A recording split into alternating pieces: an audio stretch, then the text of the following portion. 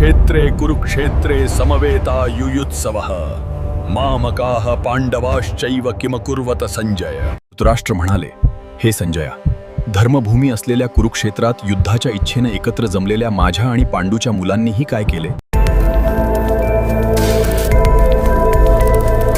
आता आपण पाहूया अंधळा पुत्रमोह म्हणजेच धृतराष्ट्राची बोधकथा।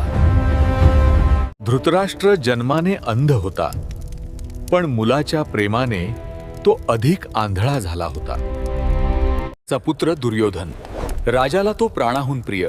दरबारात न्याय, धर्म, प्रजेची चिंता सगळं मागे पडलं। धृतराष्ट्र फक्त म्हणायचा, माझा पुत्र जे करेल ते योग्यच। राज्यात अन्याय वाढू लागला। पांडवांवर अन्याय, प्रजेवर अत्याचार आणि दुर्योधनाचा अहंकार वाढतच गेला। आता पाहू दुर्योधनाचा हट्ट। एक दिवस दुर्योधन गर्जला, श्री मला संपूर्ण राज्य हवंय, पांडवांना काहीच मिळू नये। विदुराने राजाला राज्याचा विनाश दाखवला। महाराज, हे रोपटे नाही, हे आपल्या साम्राज्याचा ऱ्हास आहे। राज,